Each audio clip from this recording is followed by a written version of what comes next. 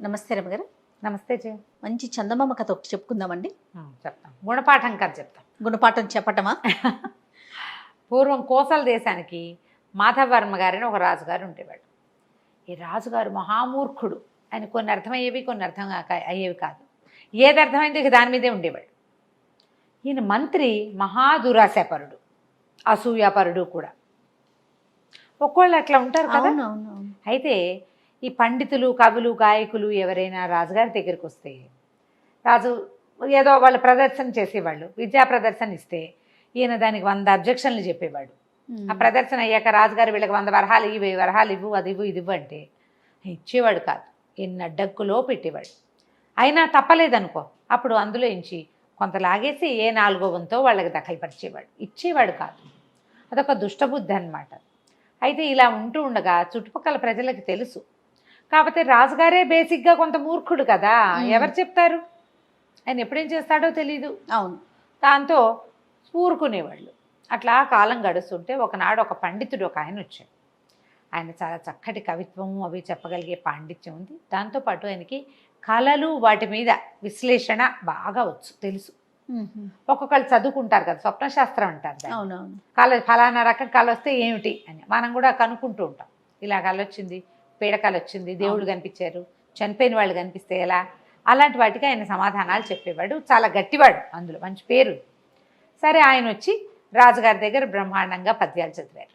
చదివేసరికి రాజు చాలా సంతోషించి, బాబ్బా ఏం పాండిత్యం అండి మీది, ఎంతో బాగుంది అని మంత్రి ఈయనకి 100 వరహాలు ఇవ్వమని, బంగారు వరహాలు ఇవ్వమని చెప్పాడు. చెప్పేసరికి మంత్రి అన్నాడు, ఏముందండి ఇందులో, ఈ పద్యాలన్నీ పాతవేను, మా నాన్నగారు కూడా ఇలాంటి కవిత్వమే రాసేవాళ్ళు. మా నాన్న గొప్ప కవి, మీకు తెలుసు కదా. మంత్రి గారు తండ్రి గారు గొప్ప పండితుడు, కవి. ఆయన చాలా పద్యాలు రాశారు. మా నాన్న చెప్పిన పద్యాల్లాగానే ఉన్నాయి. ఏముంది కొత్త ఇందులో? ఈ పండితుడు రాజుగారి దగ్గర బహుమానం పుచ్చుకొని, నాకు కళల శాస్త్రం కూడా తెలుసు, అది మీకు ఏదైనా సమాధానం కావాలంటే నేను చెప్పగలనని అడిగి ఆ స్థానంలో కుదురుకోవాలని అనుకున్నాడు. ఆ కథ ఎట్టాగో పోయింది, ఈ కథ కూడా ఆగిపోయింది. 100 బంగారు నాణ్యాలకి 10 కూడా చేతిలో పడేలాగా లేవు. ఆయన చాలా దూరం నుంచి కష్టపడి అప్పు చేసుకుని మరీ పాపం ఇక్కడికి వచ్చాడు. అప్పుగానే ఉంది. ఇక్కడ ఈయన చెప్పిన కవిత్వం పాత కవిత్వము, కాపీ కవిత్వము అయిపోయింది. దాంతో ఆయన చాలా హతాశుడైపోయాడు. రాజు ఏం చెప్పబోయినా ఆ మంత్రి గారు వినలా. ఈయన ఏమనుకున్నాడు, ఇట్లా కాదు వీడితోటి, దిగాలుగా తల వేళ్లాడేసుకుని బయటకు వచ్చాడు. ఎవరిని కలిస్తే వాళ్ళ ఆ మంత్రి ఆయన అంతేనండి, ఇంకో పెద్ద మంత్రి గారు అట్లాగే చేస్తాడు, ఇలాగే ఉన్నాడు, ఫలానా అప్పుడెప్పుడు ఇలా చేశాడు, ఫలానా ఇప్పుడెప్పుడు ఇట్లా చేశాడు, మా మేనమామని తెస్తే ఆయన ఎంత అవమానించాడు, జ్యోతిష్కులను అంతే, కవులను అంతే, గాయకులను అంతే, పండితులను అంతే, సాముగరిడీలు ఆడేవాళ్ళు, వాళ్ళు ఇదంతా గరిడి అంతా ఆడేశాక 1 గంట అయిపోయిన తర్వాత ఇలాంటివి మా చిన్నప్పుడు చాలా చూసాం, ఇందులో కొత్త ఏముంది, దీనికి డబ్బెందుకు అంటాడు. డబ్బే రానివ్వడు. ఇంతేనంటే ఈయన చాలా దిగులుగా ఉండిపోయాడు. ఒక సత్రంలో దిగాడు. ఆలోచించుకుని 3వ రోజున 4వ రోజున మహారాజు గారి దర్శనం వాంఛించి వెళ్ళాడు. సభలోకి వెళ్ళి, ప్రభు, నేను మీకు చెప్పాలనుకున్నాను, మొన్ననే వాళ్ళ సందర్భం రాలేదు, నాకు కళలు అవి ఫలితాలు, స్వప్న ఫలితాలు అవి చెప్పడం వచ్చు. నిన్న చాలా పెద్ద కళ వచ్చింది నాకు. అందులో సాక్షాత్తు మన పెద్ద మంత్రి గారి నాన్నగారు వచ్చారు. ఏమిరా, నా కవిత్వం కాపీ కొట్టి పాండిత్యం చూపించి నా పాండిత్యాన్ని కాపీ కొట్టుకుని, దాన్ని ఏమంటారు కాపీ కొట్టడానికి తెలుగులో, నన్ను అనుకరించి నా కవిత్వాన్ని దొంగిలించి డబ్బు చేసుకుందాం అనుకుంటున్నావా దుర్మార్గుడా అని కేకలేశారండి. మరి దానికి అపరాధానికి రుసుము చెల్లించవలసిందే నువ్వు అని చెప్పారు. ఆ రుసుము చెల్లించడానికి నేను సిద్ధంగా ఉన్నానంటే 100 వెండి నాణ్యాలు మంత్రి గారికి ఇవ్వమన్నారు, మంత్రి గారే తనకు చేరుస్తారన్నారు. ఇలా కాలొచ్చిందండి. నేను 100 వెండి నాణ్యాలు తీసుకొచ్చా మంత్రి గారికి ఇవ్వడానికి అన్నాడు. మంత్రి గారు, సరే బాగానే ఉంది, చనిపోయిన నాన్నగారికి మంత్రి గారు వరహాలు ఎట్లా ఇస్తాడండి అని అడిగాడు రాజుగారు. అయ్యో, ఆ సమాధానం పెద్ద కవి గారే చెప్పారండి. ఆయన మళ్ళీ గారు రాత్రి కళ ఇది, తెల్లవారుజామున ఇంకో కళ వచ్చింది.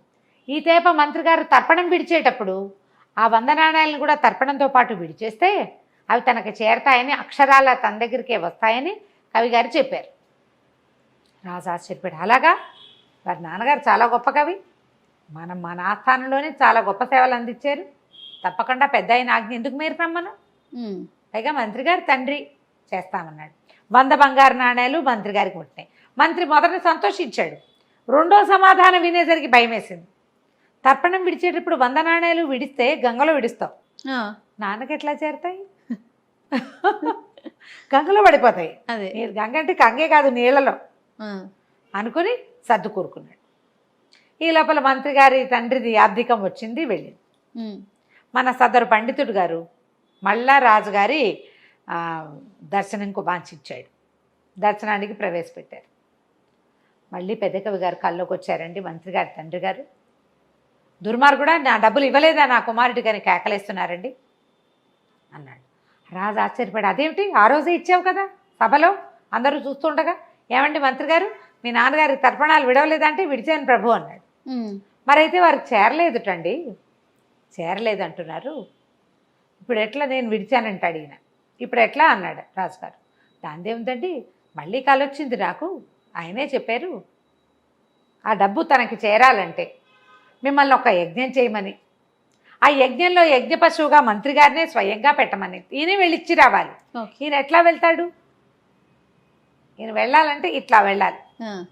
అప్పుడు మరణించి చంపేశావు మంత్రి గారిని, చచ్చిపోమందావు, ఆయన నాన్న దగ్గరికే వెళ్తాడని గ్యారంటీ లేదు. అందుకని కవిగారు పండితుడు కదా, పెద్ద మంత్రి గారి తండ్రి మహాపండితుడు, ఆయన అందుకని ఏం చెప్పాడంటే దానికి ఒక విధానం ఉంది. యజ్ఞం చేయాలి రాజుగారు ఒకటి, అందులో యజ్ఞ పశువు అని ఒక పశువుని సెలెక్ట్ చేస్తారు, ఒక మేకని, ఒక గొర్రెనో, ఒక పశువు లేదా మన మేక కాబట్టి దున్నపోతు, అశ్వమేధం చేసినప్పుడు అశ్వం అలా పెడతారు కదా. యజ్ఞ పశువుగా ఏమో మంత్రి గారిని పెట్టుకోమన్నారు. మంత్రి గారి చేతిలో కనుక డబ్బులు పెట్టి పంపిస్తే వారికి లభిస్తుందిట అనగానే రాజుగారు ఒప్పుకున్నాడు. మంత్రి హతాశుడైపోయాడు. అయ్యో బాబోయ్, ఇంకేమైనా ఉంది? యజ్ఞ పశువుగా చేయటం అంటే ఏమిటి? ఊరికే ఏదో కూర్చోబెట్టడం కాదు, అంతేనా? పోయి రావాల్సిందే. ఈ పోయి రావాలంటే ఏం చేస్తారు? యూపస్తంభం అని ఒక స్తంభం పెడతారు. ఈ యూపస్తంభాల ప్రస్తావన కాళిదాసు కావ్యాల్లో కనపడుతుంటుంది, పాత కావ్యాల్లో మహాభారతం లాంటి చోట కూడా కనిపిస్తుంది. ఒక స్తంభం పాతి పశువుని దాన్ని కట్టేస్తారు మంత్రపూతంగా. 9 రోజుల పాటు హోమం చేయాలి. 9 రోజులు ఈ పశువు ఇక్కడే ఉంటుంది. ఇప్పుడు పశువు ఎవరు మనకి? సదరు మంత్రి గారు. ఈయన అక్కడ కట్టేయాలి. 9 రోజులు యూపస్తంభానికి కట్టేసి ఉండటం తలుచుకోగానే కాళ్ళు గచ్చగచ్చగచ్చగా వణికిపోవటం మొదలుపెట్టి భయం వేస్తోంది. ఏం చేయాలో తెలియలే. కాళ్ళ వేళ్ళ పడ్డా లాభం లేదు. మంత్రి రాజుగారు ఒప్పుకోడు. ఎందుకంటే తండ్రి గారు కవిత్వం తండ్రి లాంటిది అంటే ఒప్పుకున్నాడు. తండ్రి కల్లోకి వచ్చాడు అంటే ఒప్పుకున్నాడు. 100 వరహాలు తర్పణం అంటే ఒప్పుకున్నాడు. మరి ఇవన్నీ నమ్మినప్పుడు తండ్రి కల్లో కనబడి యజ్ఞం చేయమన్నాడు అనే విషయం కాదంటే ఎలా కుదురుతుంది? కుదరదు కదా. అందుకని ఏం చేశారు? యజ్ఞం స్టార్ట్ చేశారు. యజ్ఞం చేద్దాం, పెద్ద పండితుడు, ఆయన ఒక పండితుడు, గొప్ప కవి, ఆయన చెప్పినట్టు చేసేయాలి. ఇహ యజ్ఞ పశువుగా ఈయన కట్టారు. ఈయనకి పసుపచ్చ బట్టలు కట్టారు, పసుపులో తడిపిన బట్టలు కట్టి మెళ్ళో 2 వేపాండాలు వేలాడేసి చెట్టుకేసి యూపస్తంభానికి వేసి కట్టేశారు. లబో దిబో 3వ రోజు గడిచేసరికి హోమాలు జరిగిపోతున్నాయి. యజ్ఞానికి యజ్ఞం. ఈయన నోరెత్తలేడు. కాళ్ళు ఉనికిపోవటం మొదలుపెట్టే చచ్చిపోయాను అనుకున్నాడు 3వ రోజుకి.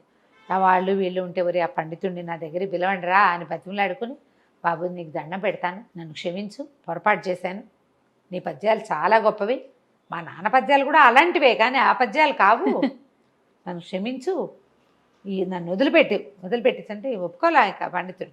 అట్లా ఎట్లా వదిలిపెడతామండి? మీరు ఎంతమంది ఉసురు పోసుకున్నారో, ఎంతమంది మీ వల్ల ఏ ధన సహాయము లభించక ఈ ఊళ్ళో పడి చచ్చిపోయిన వాళ్ళు ఎంతమందో, లేచక్కపోయిన వాళ్ళు ఎంతమందో, వాళ్ళందరి ఉసురు తగలాల్సిందే కాదు మీకు. కవిత్వం చెప్పి పోని 100 వరహాలు ఇమ్మన్నాడు, 50 అయినా ఇవ్వకూడదా? దానికోసం ఇంత దూరం వస్తే ఇచ్చే రాజుకున్నప్పుడు నీకేంటి బాధ?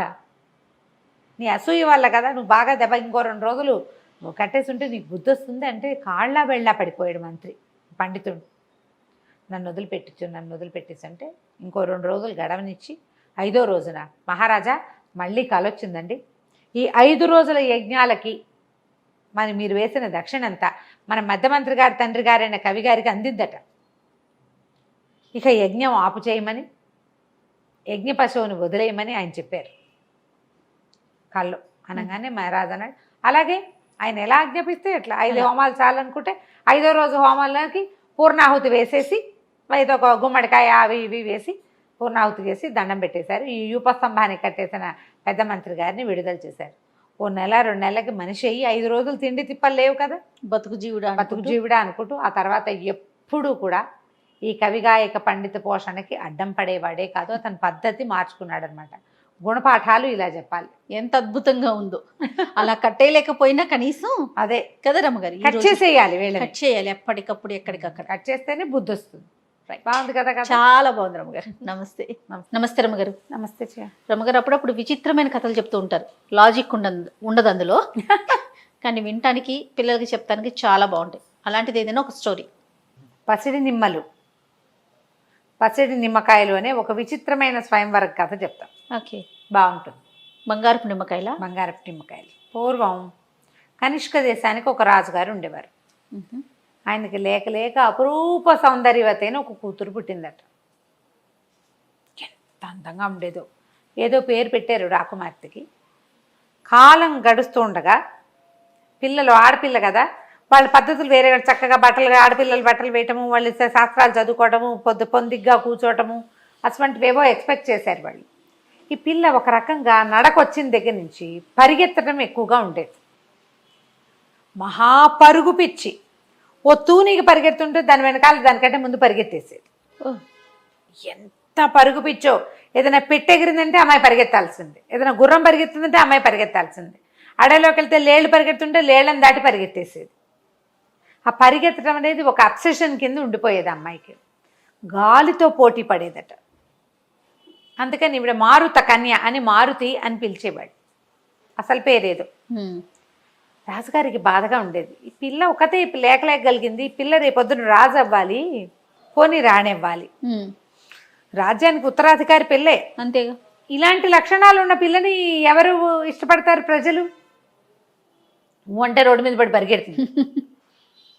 ఇది కాదు కదా, రానికో రాజుకో కావాల్సిందని చాలా కష్టంగా ఉండేది. కానీ ప్రజలకి అమ్మాయి అంటే ఆసక్తిగానే ఉండేది, కానీ ఆ అమ్మాయిలో ఉన్న ఆ అతి ధోరణిని సహించలేకపోయేవాడు. సరే, మంత్రి గారు నాడు ముందు వివాహం చేద్దామండి, అబ్బాయి ఎవరన్నా గట్టివాడు ఘనుడైన వాడు దొరికాడు అనుకోండి, గట్టి అబ్బాయి, ఆయన రాజుని చేద్దాం, వీడు పరిగెడుతుంది పోనీను అంతే, ఇలాగన్నాడు.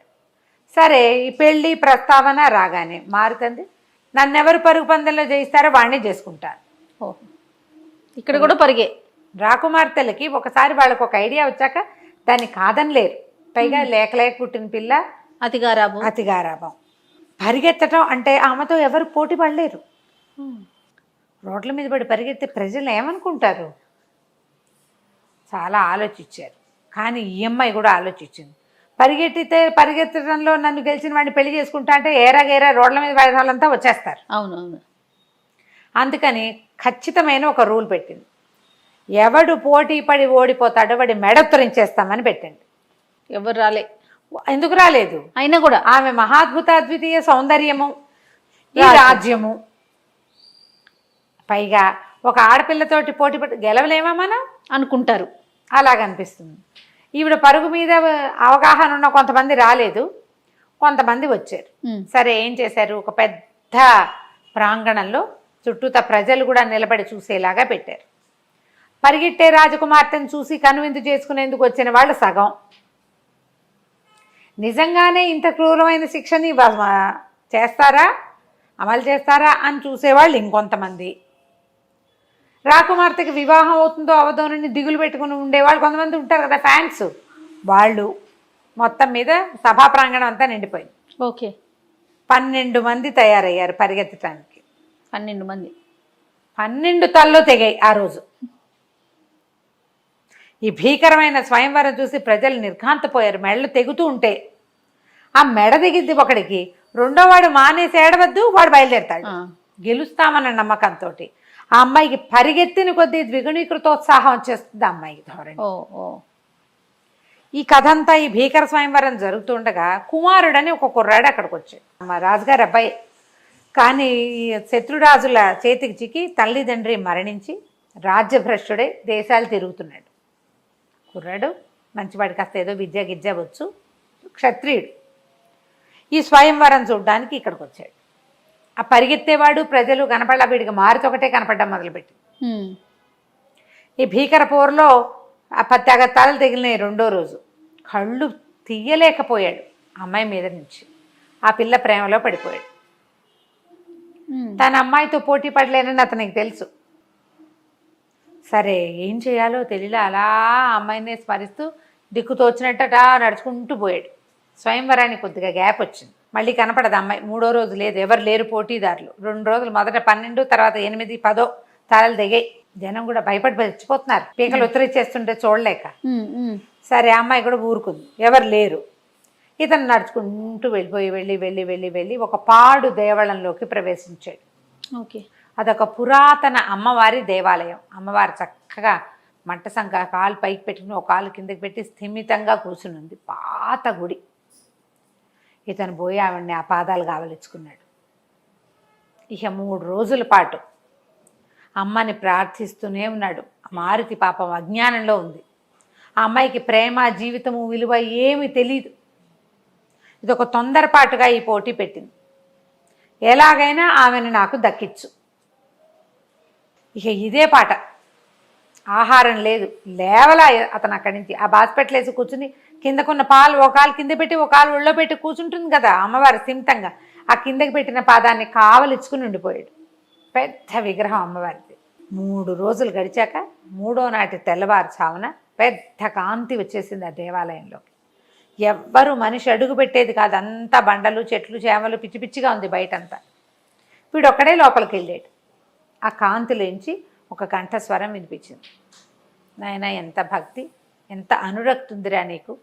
మారుతి నీదే, కానీ నువ్వు మారుతిని శక్తితోటి జయించలేవు, యుక్తితోటి జయించు. 3 బంగారు నిమ్మపళ్ళు ఇస్తాను. వాటిని మారుతి నిన్ను దాటిపోతున్నప్పుడల్లా వెనక్కి విసిరే. నిమ్మపండు వాడుకో, అవసరమైతే 3 వాడుకో. మారుతి నీ సొంతం అవుతుంది. ఆ అమ్మాయి పోటీ కూడా ఇది కాదు. అమ్మాయి ఏం పెట్టిందో అది కూడా కాకుండా ఉంటుంది. సరే, కాసేపటికి అతనికి స్పృహ వచ్చింది. ఆ బోళ్ళంత వెలుగు, కంఠము వినపడింది కదా. ఆ వెలుగంతా తగ్గిపోయింది. చల్లగా అరిచేతిలో ఏమిటో ఉన్నాయి. చూసుకుంటే 3 నిమ్మపళ్ళు ఉన్నాయి, బంగారపు పళ్ళు, థళ మెరుస్తున్నాయి. సరే, మర్నాడు అమ్మాయితో పోటీ పడతానని వెళ్ళాడు. అమ్మాయి చక్క చీర గోచి ఎగ్గట్టి కట్టుకుంది. పరిగెత్తడానికి వీలుగా ఇంత బారెడు జడ, జెండిండా పువ్వులు, మణ్నిండా నగలు, చూడ్డానికి మహాద్భుత సౌందర్యవతి. ప్రజలు ఆశ్చర్యపోయి, వీడెవడు చచ్చిపోవడానికి 10, 12, 22 మంది చచ్చిపోతే మళ్ళీ వచ్చాడు వీడెవడో వారం తిరగకుండా. 3 రోజులు గ్యాప్ వచ్చేసింది. సరే, జనం అంతా చేరారు. చేరేసరికల్లా సరే ఇద్దరు కలిసి పరుగు మొదలుపెట్టారు. మొదటికి అబ్బాయి యువకుడు కొంచెం మగపిల్లవాడిగా కాస్త జోరుగా పరిగెత్తాడు. ఎవరైనా పరిగెడుతుంటే అమ్మాయికి ఎక్కువ ఉత్సాహం వస్తుంది కదా. ఆమెను దాటపోతుంటే వీడు ఏం చేశాడు, నిమ్మకాయ తీసి వెనక్కి జనం వైపుకి విసిరేశాడు. ఆ కదిలే దాన్ని అమ్మాయి చూసింది, వాడు విసరటాన్ని. ఏదైనా అమ్మాయి ఏం అలవాటు, ఏదైనా ఒకటి పరిగెడుతుంటే దాన్ని దాటాలి. వీడిని వదిలేసి దాన్ని పరిగెత్తింది. తన్ని దాటి వెళ్ళిపోతుంది నిమ్మకాయ. ఆ దాటి వెళ్ళిపోతున్న నిమ్మకాయ కోసం దాని వెనకాల పరిగెత్తింది. జనాల పాదాల దాకా వెళ్ళిపోయిన నిమ్మకాయని పట్టుకుంది. మళ్ళీ వెనక్కి పరిగెత్తుకొచ్చింది. వీడు బాగా ఒక 20 బార్లు వెళ్ళిపోయాడు.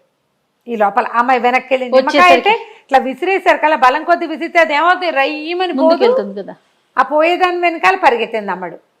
మళ్ళీ దగ్గరకు వచ్చేసింది. ఇతను దాటేయటానికి వచ్చేసింది. దగ్గరికి రాగానే మళ్ళా ఇంకొక నిమ్మకాయ తీసి విసిరేసేసాడు. ఈసారి ఇంకా బలంగా వేసాడు. ఊపు, నీకు పరిగెడుతున్న వేరుంటుంది కదా. ఈ అమ్మాయి మళ్ళీ ఆ పక్కకు పరిగెత్తేసింది.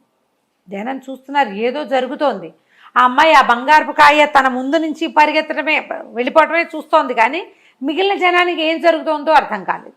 అటు పరిగెత్తేసి అటు ఎలా ఉంది. ఈవిడ ఇంకో 30 బారలు దాటేశాడు. ఇంకో 10 బారలు పరిగెడితే డెస్టినేషన్ వచ్చేస్తుంది. సరే, మళ్ళీ ఆ రెండో నిమ్మకాయ చేత్తో పుచ్చుకుని మళ్ళీ వెనక్కి వచ్చేసింది. పరిగెత్తింది దాని వెనకాల. ఎంత స్పీడో, ప్రాణం పోయే అంత వేగంతో వచ్చేస్తుంది. ఓకే. ఈ దగ్గరికి వచ్చేసరికల్లా 3వ నిమ్మకాయ విసిరేసేసాడు కుమారుడు. విసిరేసరికల్లా అది పోయి ఎక్కడో పడింది. ఈ అమ్మాయి మళ్ళీ పరిగెత్తుకుంటూ వెళ్ళింది. ఆ అమ్మాయి నిమ్మకాయ చేత్తో పుచ్చుకుని దగ్గరకు వచ్చేసరికి ఇతను అది దాటాడు. దాటేశాడు కుమారుడని మొత్తం ప్రజలంతా చప్పట్లు కొట్టారు. రాజుగారు, రాజపరివారం అంతా లేచి నిలబడింది. రాజుగారు, మంత్రి గారు, తదితర జనం అంతా ఆనందాశ్రువులు తుడుచుకున్నారు. అమ్మాయి పెళ్ళైపోతుంది, ఇక బాధ లేదనుకున్నారు. ఈ పిల్ల తన దగ్గరకు వచ్చింది. అప్పటిదాకా ఆ పిల్లకి సిగ్గు, మొహమాట పడ్డం లాంటి స్త్రీ లక్షణాలు ఏం లేవు. ఆ నిమ్మకాయలు అందిస్తూ కళ్ళు వాల్చుకుని కాస్త సిగ్గుపడింది, చెంపలు గింపలు ఎర్రగా అయిపోయింది వీడికి నేను దొరికానని అర్థమైంది అనమాట. ఆ నిమ్మకాయలు 3 చేత్తో పుచ్చుకున్నాడు. తర్వాత ఓ దండ తెచ్చి రాకుమార్తెతోటి కుమారుడి మెడలో వేయచ్చు. ఈ 3 నిమ్మకాయల పరుగు పందెంతో ఇక అమ్మాయి పరిగెత్తడం మానేసింది. తర్వాత చక్కగా వివాహం అయిపోయింది. కుమారుడు రాజయ్యాడు. మన అమ్మాయి మారుతి రాణి అయింది. తర్వాత ఎప్పుడు పరిగెత్తకుండానే ఉండేది. చక్కగా రాణులు ఆడవాళ్ళు సహజంగా ఎలా ఉంటారో, రాచరికపు స్త్రీలు ఎలా ఉండాలో అలాగే ఉండేది. పరిగెత్తటం మర్చేపోయిందట. కలకంచికి మనం ఇంటికి. నమస్తే. నమస్తే రమ్మగారు. నమస్తే జయ. రమ్మగారు స్టోరీ చెప్తారా? చిత్రమైన సమస్య కథే బాగుంది. పూర్వం అట ఓ మాహిష్మతి సామ్రాజ్యం అనుకో, దానికి ఒక ఖడ్గసేనుడు అని ఒక రాజుగారు ఉండేవాడు. చాలా బలశాలి, ఎక్కువగా వీరోచిత విద్యలు వచ్చినవాడు. తన కత్తిని నమ్ముకుని ఉండేవాడు అతను. తన ప్రతాపం మీద చాలా నమ్మకం. బోళ్ళని యుద్ధాలు చేశాడు, అన్నిట్లలో గెలిచాడు, రాజ్యాలు చాలా మటుకు స్వాధీనం చేసుకున్నాడు. బాగుండేది. అయితే ఒకనాడు ఒక స్త్రీ రోధిస్తూ ఈయన దగ్గరకు వచ్చింది, ఏడ్చుకుంటూ సభలో ఉండగా. ఎందుకమ్మా ఏడుస్తావు ఏమిటంటే, ప్రభు ఏం చేయాలి, కాలయక్షుడు నా భర్తను చెరపట్టాడు, చాలా ఇబ్బంది పెడుతున్నాడు, నా భర్తను విడిపించండి అని. కాలయక్షుడు ఎవడమ్మా అన్నాడు. అదేమిటండి మీకు తెలీదా, మన రాజ్యానికి 3 ఆమడ్ల దూరంలో పెద్ద కోట కట్టుకుని ఉన్నాడు, వాడొక యక్షుడు, రాక్షసుడికి తక్కువ కానీ శౌర్యం ఉంది వాడికి, నా భర్తను పట్టుకున్నాడండి, వాళ్ళు ఎంతోమంది అమాయకుల్ని పట్టేస్తాడు, వదిలిపెట్టాడు అంటే ఈయన ఆశ్చర్యపడి, ఏమిటి నాకు ఇప్పుడు తెలీదే, ఎవరు మన దగ్గరికి రాలేదు, సరే చూస్తాను నేను అన్నాడు. అరే ఈ మొత్తం గుంపునంతా వేసుకుని పోకుండా ఆయన తన ఖడ్గం మీద బోల్డ్ నమ్మకం కదా, కత్తిడాలు గుర్రం వేసుకుని వెళ్ళాడు. రాజ్యపు సరిహద్దులు దాటాక ఒక 3-4 ఆమడలు వెళ్ళాక పెద్ద కోట కనపడింది కొండ మీద. ఈ వైపు ఎప్పుడూ రాలా అతను. ఓకే, సరే ఎక్కాడు కొండ మీద. కొండ వైపుకి ఎక్కేసరికల్లా కోట దగ్గరికి వెళ్ళి పెద్దగా కేకలు పెట్టాడు. ఎవడరా కాలయక్షుడు, రా బయటికి రా, నీ సంగతి చూస్తాను, మా దేశ ప్రజలను అందరినీ నువ్వు పట్టుకుంటున్నావుట, నీ సంగతి ఏంటో చెప్తాను, రామ్దేవని గట్టిగా అరిచాడు. ఆ కాలయక్షుడు అన్న ఆయన లోపల నుంచి బయటకు వచ్చాడు. మామూలు మనుషుల కంటే కొంచెం ఎత్తున్నాడు, కాస్త ఎక్కువ ఎత్తు. అటు రాక్షసుడిలాగా లేడు, ఇటు దేవతా పురుషుడిలాగా లేడు, కొంత భీకరాకారం అనే చెప్పాలి. పక్కపక్క నవ్వుతూ వచ్చాడు. ఏమిటో నీ బాధ అని. నేను జయించడానికి వచ్చాను, తెచ్చుకో కత్తి, మనిద్దరం కలిసి ఫైటింగ్ చేద్దామన్నాడు ఖడ్గసేనుడు. నీకు తెలిసింది అదే, కత్తి తిప్పటం అంతే. రండి బాహుబాహు యుద్ధానికి అంటాడు, ఇద్దరు కలిసి యుద్ధం చేస్తారు, వాళ్ళని ఓడిస్తాడు ఈయన. ద్వంద్వ యుద్ధం, ద్వంద్వం అంటే డ్యువెల్ యుద్ధం చేసి రాజ్యాలను కూడా అతను అలాగే జయించాడు తన కత్తి మీద నమ్మకంతో. కాలయక్షుడు అన్నాడు పక్కపక్క నిలబడి, ఏంటి నాతోటి యుద్ధం చేస్తావా నువ్వు, ఏది నీ కత్తి కూడా తీయలేవు నువ్వు, నా రాజ్యానికి నా కోటకి చుట్టుపక్కల ఆమడ దూరంలో గాలి కదలాలన్న నా ఆజ్ఞతోటి, కావాలంటే కత్తి తీసి చూపించు అన్నాడు. కత్తి రాదే బయటికి, నా కోటకి సమీపించిన వాడికి సొంత బుద్ధి ప్రవర్తించదు, వాడి ఖడ్గాలు కత్తులు వాడిని మాట్లాడతావు, నువ్వు మాట్లాడుతున్నావు అంతే, అంతకంటే ఇంకేమీ చేయలేవు నన్ను నువ్వు, నేను వద్దంటే నీ నోరు కూడా కదలదు ఓ అనేసరికి ఇంక చాలా కోపం వచ్చేసింది. మా రాజ్యంలో ఉన్న వాళ్ళందరినీ బంధిస్తున్నావుట, వాళ్ళని వదిలిపెట్టేసేయి, దానికోసమే వచ్చాను నేనంటే ఖడ్గసేనుడు తను అన్నాడు. కాలయక్షుడు దాందే ఉందిలే వదిలేస్తాను, నేను క్షణాల్లో చంపగలను, కానీ నాకు నేను చంపబుద్ధి కావట్లా, ఓ పని చేస్తా, ఒక ప్రశ్న అడుగుతా, సమాధానం చెప్పు, 1 ఏడాది సమయం ఇస్తాను అంటే ఒప్పుకున్నాడు. మరి ఇప్పుడు వదిలేసాపో అంటే రాజుకి అలా ప్రాణభిక్ష పెట్టించుకోవడం ఇష్టం ఉండదు. అదే అతను ఏదో అడిగాడు, సమాధానం చెప్పాము అనుకోవాలనిపించి, అడుగు నువ్వేం అడుగుతావు అన్నాడు. ఒక స్త్రీ నిజంగా సంతోషించేది దేనికి, అది కనుక్కొని చెప్పమన్నాడు. రాజుగారి కత్తిప్పడం వచ్చు, ఇవన్నీ ఏం తెలుస్తాయి ఆయనకి, ఆలోచించాడు. దేనికి సంతోషిస్తుంది, రాణిగారు ఎప్పుడు సంతోషించింది, దేనికి సంతోషిస్తుంది గుర్తే రాలా ఆయనకి. సరే వెళ్దాం అనుకున్నాడు. ఇంటికి వెళ్ళిపోయాడు. వెళ్ళి ఇక సామాన్య మానవుడు పౌరుడి వేషం వేసుకుని ఊళ్ళు తిరగడం మొదలుపెట్టాడు.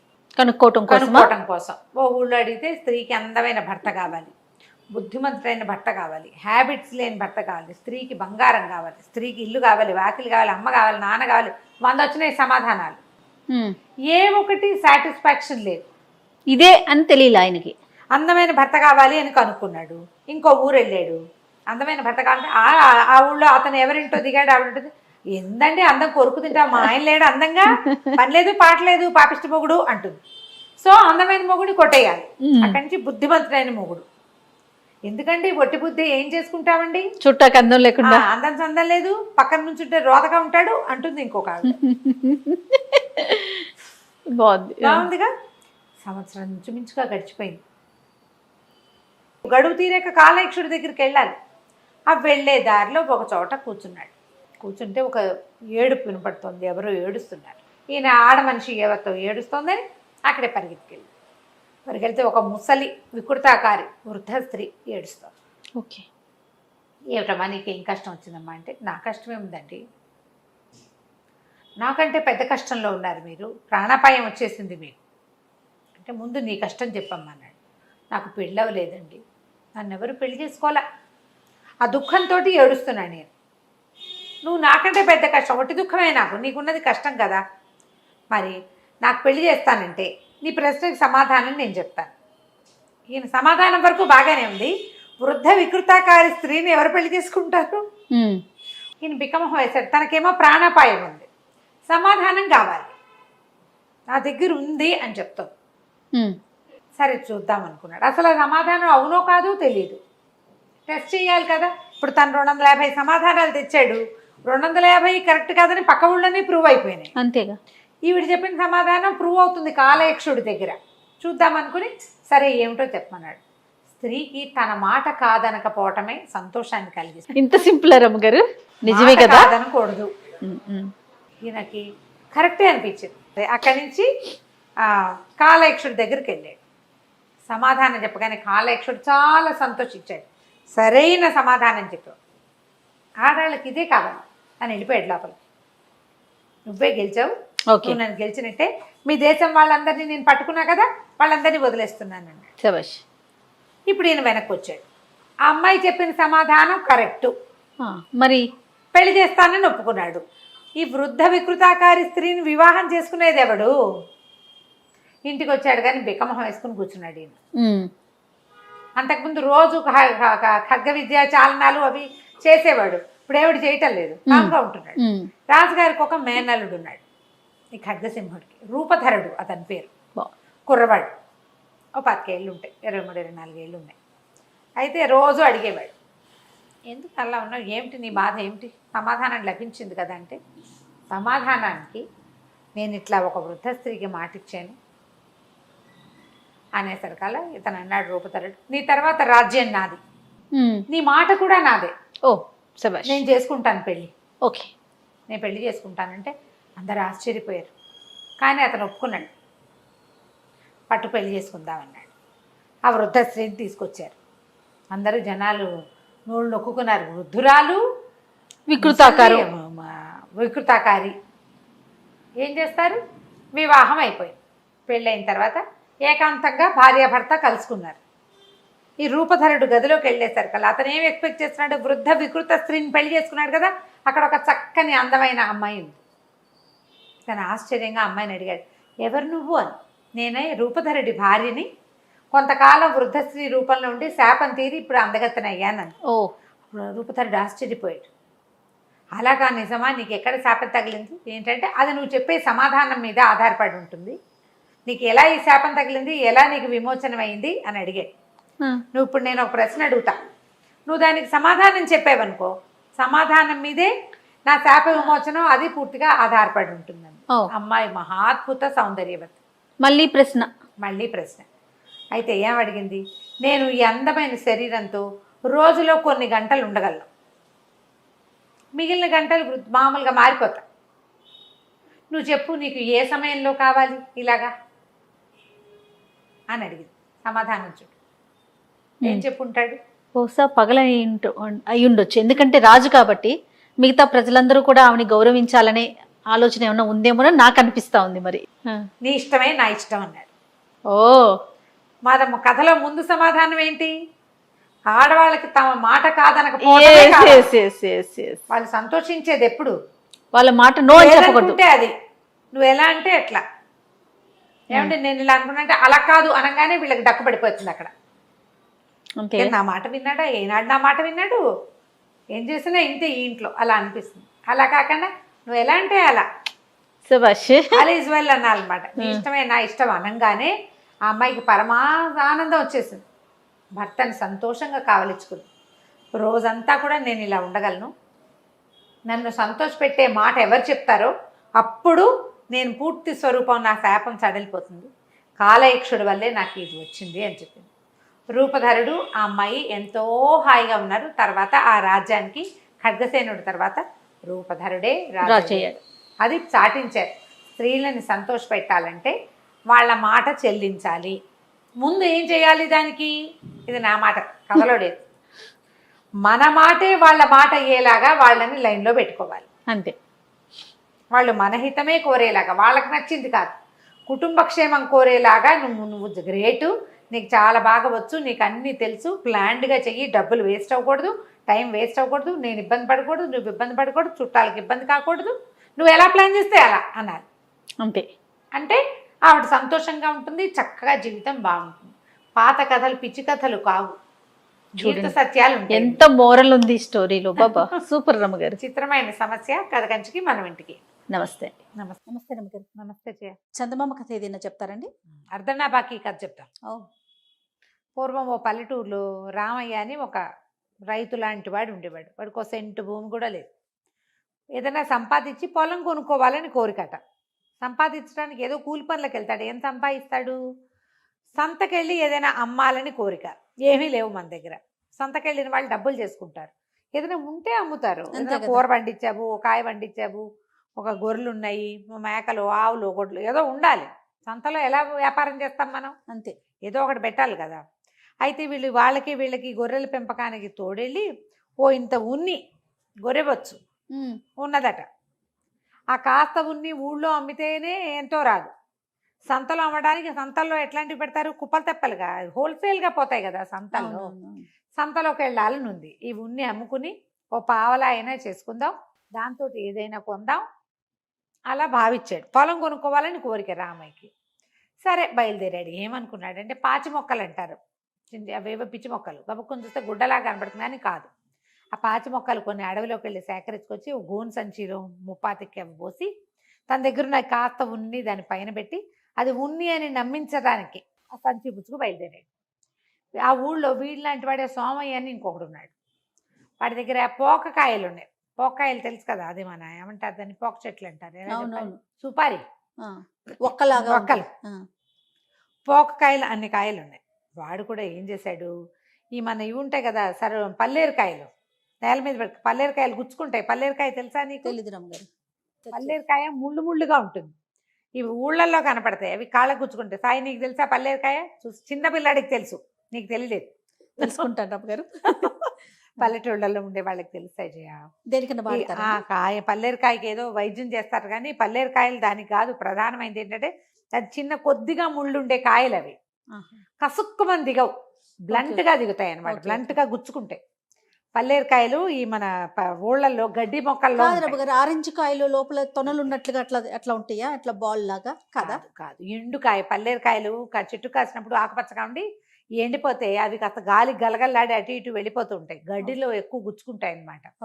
వీడు ఏం చేశాడు, ఈ బస్తాకి 90% 80% పల్లేరుకాయలు పోసి ఆ పైన పోక్కాయలు పేర్చి పట్టుకొచ్చాడు. ఓకే. ఇవి 2 సంచులతోటి వీళ్ళిద్దరికి సంతలోకి వెళ్ళటానికి భయం వేసింది. ఆ సంతలో కుప్పలు తెప్పలుగా కూరలు, కాయలు, పళ్ళు, ఉన్ని, బట్టలు, ఎన్ని రకాలు అమ్ముతారు చూసి సంత లోపలికి వెళ్ళడానికి ధైర్యం చాలక ఆ సంత బయట కూడా కొంత చిన్న చిన్న కొట్లు పెడతారు కదా, ఆ కొట్లలో ఓ పక్కన ఈ సంచి పెట్టి కూర్చున్నాడు. సరే వీడిని చూసి సోమయ్య కూడా అక్కడికే వచ్చాడు. 2 సంచులు ఇసుక తక్కడ పేడ తక్కడ 2 పక్క పక్కనే పెట్టుకున్నారనమాట. సరే అయ్యో సాయంత్రం దాకా ఎవ్వరూ అమ్మడవల. అయితే వీడేమన్నాడు, సోమయ్య అన్నాడు, పక్కవాడు ఇప్పుడు నేనంటే పల్లేరుకాయల మీద పోక చెక్కల కాయలు వేసుకొచ్చాను, వీడి దగ్గర ఉన్నుంది, మోసం చేద్దామని భావించి ఏమన్నాడు, పోనీలే నీకు నాకు మారకం వేసుకుందాం పట్టు, నా వస్తువు నువ్వు తీసుకో, నీ వస్తువు నేను తీసుకుంటానంటే, అదేంటి ఉన్నికి మారకం పోక్కాయలా అంటే, ఈ పోక్కాయలు చిన్నవనుకున్నావా, చూడు ఎంతంతలా ఉన్నాయో, అంతగా అయితే ఒక అర్ధన ఇస్తాలేవో ఈ పైన అన్నాడు. అంటే సరే ఒప్పుకున్నారు, సంచులు మార్చుకున్నారు. అర్ధన అయ్యేది అన్నాడు, బాకీ తర్వాత ఇస్తాలే, ఇప్పుడు నా దగ్గర రూపాయి లేదు. వీడేమనుకున్నాడు, ఆ ఉన్ని నేను అమ్మేసుకోవచ్చని సోమయ్య అనుకున్నాడు, పోక్కాయలు మనం అమ్మేసుకోవచ్చని రామయ్య అనుకున్నాడు. ఇంటికి వెళ్ళకుండానే వాళ్ళకి తెలిసిపోయింది ఇద్దరం మోసపోయాము అని. ఓకే. సరే ఏమైంది, మర్నాడో మూడో రోజో అటువైపుకి వచ్చాడు. వచ్చి "ఆ, భలే ఎంటగట్టావుగా నాకు" అన్నాడు. "నువ్వు మాత్రం తక్కువ తిన్నావా" అన్నాడు. ఇద్దరు కలిసి మాట్లాడుకుని మరి అర్ధనా ఇస్తానండి, ఒట్టేసావు, అర్ధనా ఒట్టు, నా మీద ఒట్టు నీకు ఇస్తానన్నాడు. ఒట్టేసావు, నా అర్ధనా బాకీ ఉన్నావు, నువ్వు ఇచ్చేయి నా అర్ధనా నాకు అన్నాడు. అనేసరికల్లా అర్ధనా ఇప్పుడు ఎక్కడుంది, నా దగ్గర ఎక్కడుంది, నా దగ్గర అర్ధనాలు లేవు, ఏమీ లేవన్నాడు. ఈ సోమయ్య ఒక శెట్టి గారింట్లో కమతం ఉంటాడు. ఏమన్నాడు, నాకు ఒకటి ఉంది ఆలోచన, తోడలేక ఇన్నాళ్ళ నుంచి చూస్తున్నాను. మా శెట్టి గారు 3 రోజులకి 5 రోజులకి ఓసారి వాము వెనకాలన్న గోతులో పెద్ద గొయ్యి నిచ్చెన వేసుకుని దిగుతాడబ్బా. ఎందుకు దిగుతాడో అందులోకి, ఏమైనా పాత ఏమైనా దాచిపెట్టాడేమో అనుకుంటా. ఆయన ప్రతిసారి నువ్వు పోరా పోరా అని చీకటి పడంగానే నన్ను పంపేసి లాంతర్ పుచ్చుకుని అందులోకి దిగుతున్నాడు. ఎందుకా పోరా పోరా అంటున్నాడని నేను 2 మాటలు చూశా. ఆయన పాదులోకి దిగుతాడు. అది ఎంతుంది, గడ్డివాము వెనకాల పెద్ద నుయ్యంత లోతున్న పాదు ఒకటి ఉంది, లోపలికి నూతిలాగా ఉంది, వరలు లేవు దానికి, మట్టిది. ఆ గోతులోకి దిగుతాడు. ఏం చేస్తున్నాడో, ఏమైనా పాతి పెట్టాడేమో, బంగారమో వెండో ఇతడో ఏదో దాస్తున్నాడు అక్కడ. మరి నాకెవరు మనిషి సాయం లేదు, లాంతర్ పట్టుకునేవాడు లేడు, తాడుచుకుని దింపేవాడు లేడు. చీకటి మాటను గనక నువ్వు వచ్చావా, మనిద్దరం దిగుదాం, నేను దిగుతా, చూద్దాం, నేను దిగుతా, నువ్వు తాడు పట్టుకో పైనుంచి, ఇద్దరం చేరు సగం పంచుకుందామని అనేసరికి సరే ఒక గోను సంచి పుచ్చుకుని సోమయ్య తాడు పుచ్చుకుని కిందకి దిగాడు. రామయ్య పైన తాడు పట్టుకున్నాడు. వీడు లాంతర్ పెట్టి కిందంతా వెతికాడు. ఆ శెట్టి గారు ఎందుకు దిగుతాడు, ఆయన కడుపుడక అక్కడ ఏమీ లేదు. అయ్యో, లేకపోయేసరికల్లా సరే ఏమీ లేదు అని చెప్పాక తనని లాక్కుండా వెళ్ళిపోతాడేమోనని ఏం చేశాడు, ఓ రామయ్య అన్ని సంచిలో వేసి సంచి వేసి కట్టేస్తున్నాను, సంచి లాగేసేయి, తర్వాత నన్ను లాగుదు గాని అని కేక పెట్టాడు. రామయ్య సరే సరే అన్నాడు. వీడేం చేశాడు, ఆ సంచిలో తనే కూర్చుని సంచిలో కూర్చుని తాడు గట్టిగా పట్టుకున్నాడు. వాడు పైనుంచి లాగేశాడు. రామయ్య పైకి వచ్చేసాక సంచి మూతిప్పుకుని బయటకు వస్తుంటే రామయ్య పోటాడాడు. ఓరి దుర్మార్గుడా, ఏమిటంటే మరి నిన్నెవడు నమ్మాడు, తీరా నన్ను కనుక నువ్వు లాక్కపోయావనుకో, నేను ఆ గోతులో ఉండిపోనా, తెల్లవారేదాకా మనిషి సాయం లేకుండా నేను ఎట్టా వస్తాను, నువ్వు మాత్రం మోసం చేయవా అన్నాడు. ఇద్దరు మోసాలు తిట్టుకున్నారు. మరి నా అర్ధనా బాకీ ఏం చేసావు అని. అర్ధనా బాకీ వాడు ఇవ్వనే లేదు. ఇంతలో కొన్నాళ్ళు గడిచినాయి. ఎప్పుడు నా అర్ధనా బాకీ అనుకుంటూనే ఉండేవారు.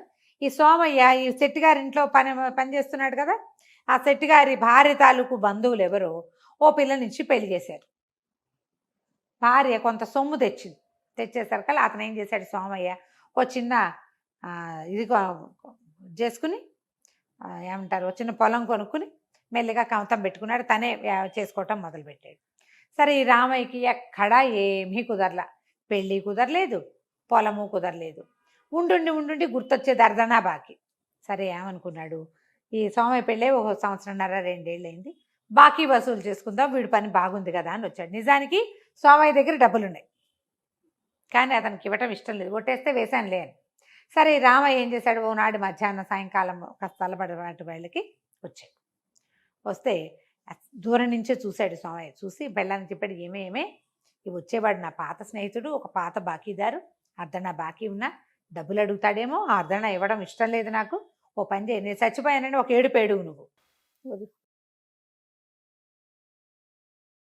నమస్తే రమగారు. నమస్తే చేయ. చందమామ కథ ఏదైనా చెప్తారండి? అర్ధనా బాకీ కథ చెప్తాం. పూర్వం ఓ పల్లెటూరులో రామయ్య అని ఒక రైతు లాంటి వాడు ఉండేవాడు. వాడికి 1 సెంటు భూమి కూడా లేదు. ఏదైనా సంపాదించి పొలం కొనుక్కోవాలని కోరికట. సంపాదించడానికి ఏదో కూలి పనులకు వెళ్తాడు. ఏం సంపాదిస్తాడు, సంతకెళ్ళి ఏదైనా అమ్మాలని కోరిక. ఏమీ లేవు మన దగ్గర. సంతకెళ్ళిన వాళ్ళు డబ్బులు చేసుకుంటారు, ఏదైనా ఉంటే అమ్ముతారు. కూర పండించావు, కాయ పండించావు, ఒక గొర్రెలు ఉన్నాయి, మేకలు, ఆవులు, గొడ్లు ఏదో ఉండాలి. సంతలో ఎలా వ్యాపారం చేస్తాం మనం, అంతే, ఏదో ఒకటి పెట్టాలి కదా. అయితే వీళ్ళకి గొర్రెల పెంపకానికి తోడెళ్ళి ఓ ఇంత ఉన్ని గొర్రెవచ్చు ఉన్నదట. ఆ కాస్త ఉన్ని ఊళ్ళో అమ్మితేనే ఎంతో రాదు. సంతలో అమ్మడానికి, సంతల్లో ఎట్లాంటివి పెడతారు, కుప్పలు తెప్పలుగా హోల్సేల్గా పోతాయి కదా సంతల్లో. సంతలోకి వెళ్ళాలని ఉంది. ఈ ఉన్ని అమ్ముకుని ఓ పావలా అయినా చేసుకుందాం, దాంతో ఏదైనా కొందాం అలా భావించాడు. పొలం కొనుక్కోవాలని కోరిక రామయ్యకి. సరే బయలుదేరాడు. ఏమనుకున్నాడంటే, పాచి మొక్కలు అంటారు, అవేవో పిచ్చి మొక్కలు, గబుక్కుని చూస్తే గుడ్డలా కనబడుతుంది అని కాదు. ఆ పాచి మొక్కలు కొన్ని అడవిలోకి వెళ్ళి సేకరించుకొచ్చి గోను సంచిలో ముప్పాతికి పోసి తన దగ్గర ఉన్న కాస్త ఉన్ని దాని పైన పెట్టి, అది ఉన్ని అని నమ్మించడానికి ఆ సంచి పుచ్చుకు బయలుదేరాడు. ఆ ఊళ్ళో వీళ్ళలాంటి వాడే సోమయ్య అని ఇంకొకడు ఉన్నాడు. వాడి దగ్గర పోకకాయలు ఉన్నాయి. పోకకాయలు తెలుసు కదా, అది మన ఏమంటారు దాన్ని, పోక చెట్లు అంటారు. ఎలా చెప్పాలి? అవునవును. సుపారి ఒక్కలాగా ఒక్కలు. ఉంటాయి. పోకకాయలు అన్ని కాయలు ఉన్నాయి.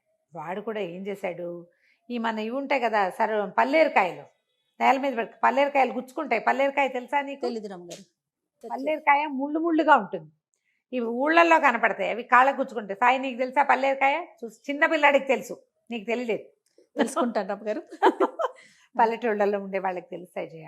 దేనికన్నా వాడతారా? కాయ పల్లేరుకాయకి ఏదో వైద్యం చేస్తారు కానీ పల్లేరుకాయలు దానికి కాదు. ప్రధానమైనది ఏంటంటే అది చిన్న కొద్దిగా ముళ్ళు ఉండే కాయలు. అవి కసుక్కుమని దిగవు, బ్లంట్గా దిగుతాయి అనమాట. బ్లంట్గా గుచ్చుకుంటాయి పల్లేరుకాయలు. ఈ మన ఊళ్ళల్లో గడ్డి మొక్కల్లో రమ్మగారు ఆరెంజ్ కాయలు లోపల తొనలు ఉన్నట్లుగా అట్లా అట్లా ఉంటాయా? అట్లా బాల్ లాగా కదా? కాదు, ఎండుకాయ. పల్లేరుకాయలు చెట్టు కాసినప్పుడు ఆకుపచ్చగా ఉండి ఎండిపోతే అవి కాస్త గాలి గలగల్లాడి అటు ఇటు వెళ్ళిపోతూ ఉంటాయి. గడ్డిలో ఎక్కువ గుచ్చుకుంటాయి అనమాట.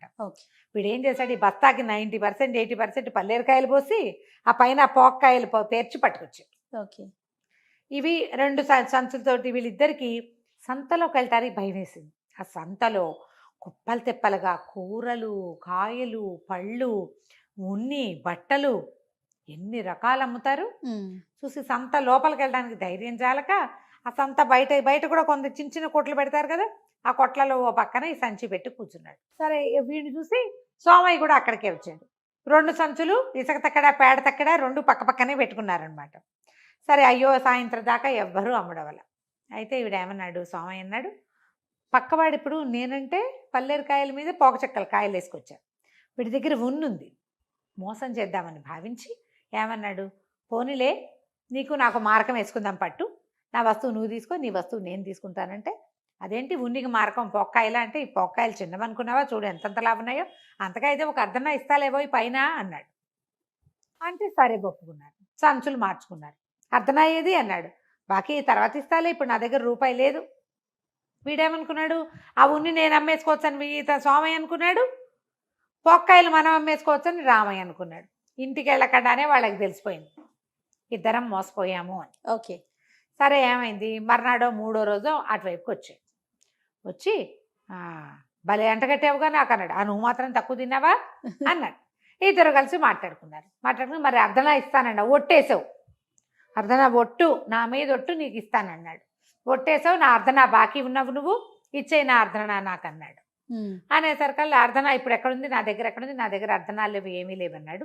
సోమయ్య ఒక శెట్టిగారింట్లో కమతం ఉంటాడు. ఏమన్నాడు, నాకు ఒకటి ఉంది ఆలోచన, తోడలేక ఇన్నాళ్ళ నుంచి చూస్తున్నాను. మా శెట్టిగారు 3 రోజులకి 5 రోజులకి ఓసారి వాము వెనకాలన్న గోతులో పెద్ద గొయ్యి నిచ్చెన వేసుకుని దిగుతాడబ్బా. ఎందుకు దిగుతాడో అందులోకి, ఏమైనా పాత ఏమైనా దాచిపెట్టాడేమో అనుకుంటా. ఆయన ప్రతిసారి నువ్వు పోరా పోరా అని చీకటి పడంగానే నన్ను పంపేసి లాంతర్ పుచ్చుకుని అందులోకి దిగుతున్నాడు.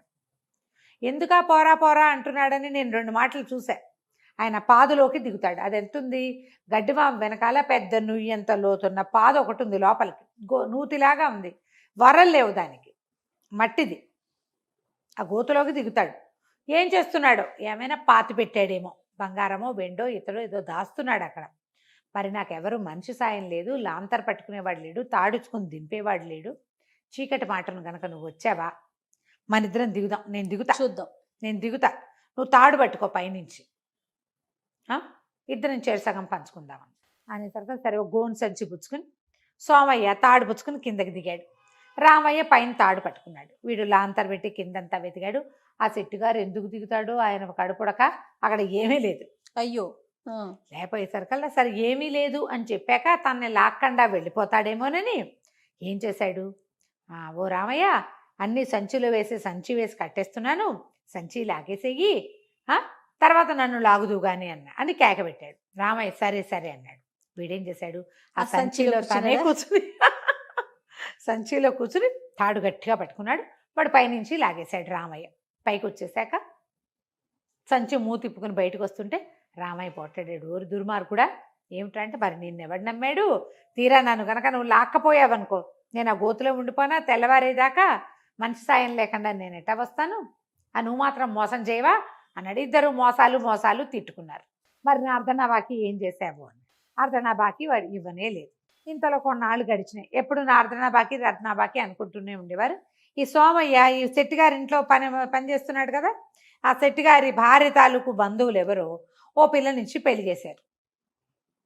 భార్య కొంత సొమ్ము తెచ్చేసరికల్లా అతను ఏం చేశాడు సోమయ్య, ఓ చిన్న ఇది చేసుకుని ఏమంటారు, ఓ చిన్న పొలం కొనుక్కుని మెల్లిగా కమతం పెట్టుకున్నాడు. తనే చేసుకోవటం మొదలుపెట్టాడు. సరే ఈ రామయ్యకి ఎక్కడా ఏమీ కుదరలా, పెళ్ళి కుదరలేదు, పొలము కుదరలేదు. ఉండుండి గుర్తొచ్చేది అర్ధనా బాకీ. సరే ఏమనుకున్నాడు, ఈ సోమయ్య పెళ్ళే ఒక 1.5 సంవత్సరం 2 అయింది, బాకీ వసూలు చేసుకుందాం, వీడి పని బాగుంది కదా అని వచ్చాడు. నిజానికి సోమయ్య దగ్గర డబ్బులున్నాయి, కానీ అతనికి ఇవ్వటం ఇష్టం లేదు, ఒట్టేస్తే వేశాను లేని. సరే రామయ్య ఏం చేశాడు, ఓనాడు మధ్యాహ్నం సాయంకాలం కాస్త తలబడి వాళ్ళకి వచ్చాడు. వస్తే దూరం నుంచే చూశాడు సోమయ్య. చూసి బెల్లాన్ని చెప్పాడు, ఏమే ఇవి వచ్చేవాడు నా పాత స్నేహితుడు, ఒక పాత బాకీదారు, అర్ధనా బాకీ ఉన్నా డబ్బులు అడుగుతాడేమో, ఆ అర్ధనా ఇవ్వడం ఇష్టం లేదు నాకు, ఓ పని చేయి, నేను చచ్చిపోయానని ఒక ఏడుపేడు నువ్వు, వాడే పోతాడు, చచ్చిన వాడు ఏం బాకీ తీరుస్తాడులే అని పోతాడు, వాడు ఇంకా మన ఊరు రాడు, మన ఇంటికి రాడు అన్నాడు. బాగుందిగా. సరే వీడేమో ఇట్లా కాళ్ళు చేతులు చాపేసి పడుకున్నాడు, అర్ధనా కోసంట చూడండి, కాళ్ళు చేతులు బారు చాపేసి పడుకున్నాడు. పెళ్ళామె ఏడవటం మొదలుపెట్టింది పక్కన కూర్చుని. కొత్త పెళ్లి కూతురు 2 ఏళ్ళు అయింది, దాని పెళ్ళే కూర్చుని ఏడుస్తుంది. ఈ రామయ్య వచ్చేసరికల్లా ఎవరండి బాబు అంది. బాబు అమ్మ సోమయ్య ఉన్నాడా, నాకు అర్ధనా బాకీ అమ్మ అంటే, ఇంకేం బాకీ తీరుస్తాడయ్యా సోమయ్య, చచ్చిపోయాడు మధ్యాహ్నం అనగా అని లబోది బొమ్మను ఏడ్చేసరికి రామయ్య అన్నాడు, అయ్యోయ్యో వీడు నా పాత స్నేహితుడు, సరేలేమ్మా కాస్త తగలెట్టాకే వెళ్తానని వాకిట కూర్చున్నాడు. పోడే తీసేద్దాం, శవవాకులను పిలుచుకొస్తానన్నాడు.